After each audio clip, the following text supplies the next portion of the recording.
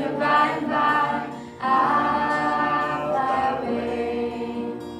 When the shadows of this life have gone, I'll fly away. Welcome to Amplify Recap, Episode 2. Alright, so last night we talked about Judges 14, and basically the last message was about who not to marry. And we looked at the mistakes he makes, and we're going to learn from him. In Judges 14, he sees a Philistine, and remember, he's an Israelite, and he wanted to marry the Philistine. He tells his parents that, and they warned him, hey, maybe you should look at someone else. And he's like, no, she is right in my eye. And this is what I want you to understand from this passage. I want you to understand from this passage. You should not choose your spouse or someone you're going to date based on the looks or the feelings you have for that person. Your feelings, your heart. So your heart's going to lead you astray. Don't choose your spouse based on looks, because as you can see, I'm losing my hair, getting a little heavier, working on that. Feelings and your looks, they're temporary. So just remember that.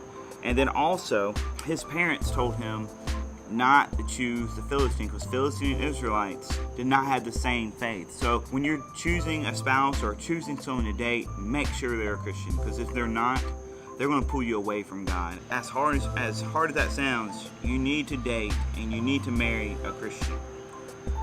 If you already are a Christian, it's just the temptations are going to pull you down from Jesus. The goal of marriage is to build the kingdom, to bring each other closer to God. And it's more likely, in fact, I almost guarantee it, an unbeliever will pull you away from God. Choosing who you date and who you marry is a big deal. So you need to pray about it. Before you do anything, pray to God about decisions. Pray about everything. God tells us to respect the authority that is over us. You need to respect his parents. We need to listen to them. We need to honor our father and mothers. They told him, look, if you don't, you need to marry an Israelite, not a Philistine. And he chose not to listen to them. After the wedding, after he's married to this beautiful woman that he thought would love him for the rest of his life, his people he gave a riddle, and it was a challenge to the Philistines. If you solve this riddle, I'll give you 30 pieces of garments. And if they couldn't answer it, they would give him 30 pieces of garments. Well, they couldn't answer it, and the Philistines were so desperate to find out the answer that they got his wife, who's a Philistine, not Israelite, a Philistine, to plead with him to give her the answer.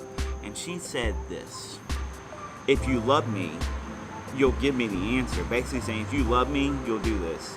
And he, such a strong man, such a strong, powerful man, gave in and gave him the answer. And then she went around to her people, the Philistines, and gave those men the answer. And then the men answered his riddle.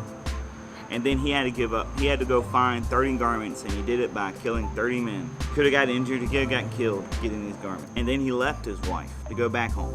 And then his wife was married to another man.